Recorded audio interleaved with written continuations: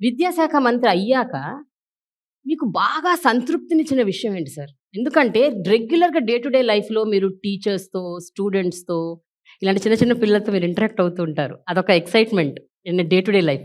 But మీకెలా అనిపిస్తుంది? What is the major difference you noticed? నాకంటే ముందు మా గవర్నమెంటు, మా ముఖ్యమంత్రి గారి తాలూకా ఆలోచన ఏంటంటే, హ్మ్. ఏదో ఒక ఫార్మ్ చేస్తున్నప్పుడు విద్య అనేది వచ్చి ఇదేదో వెల్ఫేర్ కాదు. ఓవరాల్‌గా చూసుకున్నప్పుడు కాన్సెప్ట్ విద్య అనేది అసెట్. హ్యూమన్ రిసోర్స్ డెవలప్‌మెంట్ చేయడం అనేది ఈ రాష్ట్రానికి ఇది ఒక అసెట్. హ్మ్. ఇది ఈ రోజు కాదు. రాబోయే ఇంకో 25, 30, 50 సంవత్సరాల వరకు కూడా ఈ రాష్ట్రానికి ఒక సంపదని సృష్టిస్తదనేది ఆయన కాన్సెప్ట్. ఓకే. అలాంటి కాన్సెప్ట్, అలాంటి ఇంపార్టెంట్ అయిన ఇష్యూలో ఇన్వాల్వ్ చేసి నాకు రెస్పాన్స్ ఇవ్వడం అనేది అది నాకు satisfaction. Okay. That not only దీంట్లో ఉన్నదేంటంటే, ఇప్పుడు ఇవాళ గవర్నమెంట్ అయితే 39,00,000 మంది 39 లాక్ స్టూడెంట్స్ వచ్చి ఇప్పుడు దీంట్లో ఉన్నారు. ప్రైవేట్‌లో అయితే ఇంకో 32,000 ఇంకా ప్రైవేట్‌లో ఉన్నారు. అంటే హ్మ్. ఆల్మోస్ట్ 72,000 చిల్డ్రన్స్‌కి వచ్చి గవర్నమెంట్ వచ్చి బోత్ ప్రైవేట్ అండ్ గవర్నమెంట్ హ్మ్.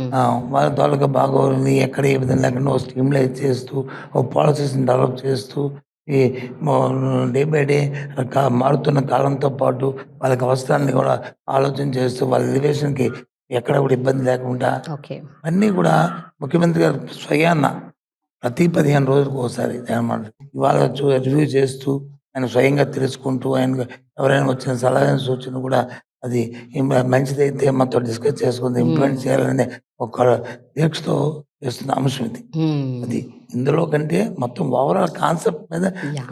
I'm satisfied. యాహ్! సార్ అయితే ఇన్నేళ్ల స్వతంత్ర భారతదేశంలో ఎన్నో రాష్ట్రాల్లో విద్య అన్నది ఎప్పుడు అదొక ఇగ్నోర్డ్ చైల్డ్ లాగా ఉండిపోతుంది. అంటే విద్యకి అంత ఇంపార్టెన్స్, అంత ప్రాముఖ్యత ఇవ్వట్లేదు. అసలు మీకెందుకు అనిపించింది? నాడు, నేడు అన్న ఒక పథకాన్ని తీసుకురావాలి. ప్రాథమిక విద్యలో దాన్ని ఇన్కార్పొరేట్ చేయాలి. పిల్లల భవిష్యత్తు స్టార్ట్స్ ఇన్ ద ఫౌండేషన్. దీనికోసం ఇలాంటి మార్పులు తీసుకురావాలి అన్న అసలు అసలు ఆ థాట్, ఆ ఆలోచన అసలెప్పుడొచ్చింది? ఎలా వచ్చింది? గవర్నమెంట్ రాగానే ఇది ఫస్ట్ క్యాబినెట్ చేసాము. హ్మ్. ఆ క్యాబినెట్ మనకంటూ ఒక యూనిక్‌గా ఒక కార్యక్రమం చేయాలి. ఏ కార్యక్రమం చేస్తే బావుంటది. అది మనకు కాకుండా సొసైటీకి పనికి రావాలి అనే ఆలోచన వచ్చి ముందుగా మాట్లాడారు జగన్మోహన్ రెడ్డి గారు. హ్మ్. దాంతో పాటు మీకు జ్ఞాపకం ఉంటది. ఆయన పాదయాత్ర చేసినప్పుడు గాని ఎన్నికల్లో ఒక మాట చెప్పారు.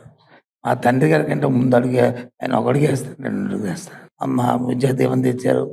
ఆయన వచ్చి ఫీజు రింబర్స్‌మెంట్ పథకాన్ని అప్పుడు పెట్టారు. యాహ్! పెట్టి హైయర్ ఎడ్యుకేషన్‌కి వాటికి ఆయన డెవలప్ చేశారు.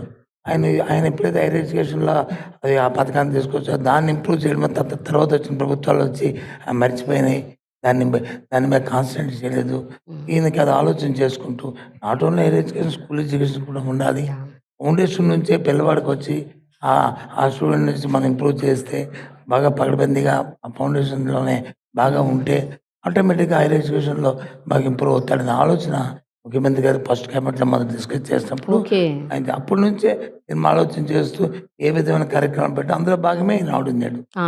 Schools okay. Improvement, okay. Infrastructure creation చేయడం అవన్నీ. ఆ తదుపరి వచ్చింది ఆలోచన చేశారు. డిజిటల్ ఎడ్యుకేషను ఇవన్నీ పెరుగుతున్నాయి. ఇంకా పిల్లలకు కూడా ఇవాళ వచ్చి స్టూడెంట్స్ కూడా డిజిటల్ ఎడ్యుకేషన్‌కి వెళ్ళాలి. హ్మ్. వాళ్ళకి ఆ ఆలోచన రావాలి. రేపు గ్లోబల్ స్టూడెంట్‌గా తీర్చిదిద్దాలంటే ఇప్పటి నుంచే ఫౌండేషన్‌లోనే వాళ్ళకొచ్చి ఆ ఆలోచనతో పాటు అవకాశాలు కూడా ఉండాలి. ఎందుకంటే అందరికీ అవకాశాలు ఉండవు. కరెక్ట్. హ్మ్. ప్రైవేట్‌లో అంటే చదువుకున్న పిల్లలకొచ్చి వాళ్ళ పేరెంట్స్ వచ్చి కొంత ఎఫర్ట్ చేయగలిగి చేస్తారు. గవర్నమెంట్‌లో ఉన్నవాళ్ళు మోస్ట్ ఆఫ్ దెమ్ ఇప్పుడుకొచ్చి మన హ్మ్. సొసైటీలో యాహ్! యాహ్! బిలో పవర్టీలో ఉన్న వాళ్ళు మధ్య తరగతి వాళ్ళే గవర్నమెంట్ స్కూల్స్‌కి వస్తున్నారు. ఇది ఫ్రమ్ ఇండిపెండెన్స్. Very true. ఆ కార్యక్రమంలో వీళ్ళకి కూడా అవకాశాలు ఇవ్వాలంటే గవర్నమెంట్ అన్నీ కూడా ఎఫర్ట్స్ చేయాలి. హ్మ్. స్టార్టింగ్ నుంచి ఎండింగ్ పాయింట్ వరకు కూడా. హ్మ్. అందుకే ప్రతి అంశాన్ని కూడా ప్రతిదీ ఏది కూడా ఇది కాదు, ఇది ఇంకొంచెం లేకుండా ప్రతిదాన్ని సీరియస్‌గా తీసుకుంటాం.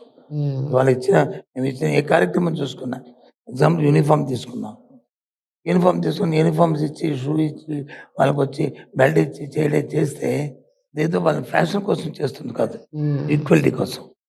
ఆ స్కూల్‌కొచ్చిన పిల్లలు బాగుండొచ్చు. వాళ్ళకొచ్చే ఇంట్లో ఆర్థికంగా బాగోవచ్చు, బాగోలేకపోవచ్చు. అందరూ కూడా నీట్‌గా ఎన్విరాన్మెంట్ ముందు బాగోవాలి. అందరూ కూడా ఉండాలి. అందుకని ఇక్కడ చిన్న, పెద్ద, ధనవంతుడు లేదా పేదవాడు అనే డిఫరెన్స్ రాకూడదు అనే ఆలోచన ముఖ్యమంత్రి గారిది. యాహ్! సో, దాని గురించి ఇలాంటివన్నీ అంటే ఎగ్జాంపుల్ చెప్పాను మీకు. ఇందులో ఒకటి. యాహ్! అలా ఏ కార్యక్రమం చేసినా సరే ఇవాళ ఆ ఆలోచన చేస్తూ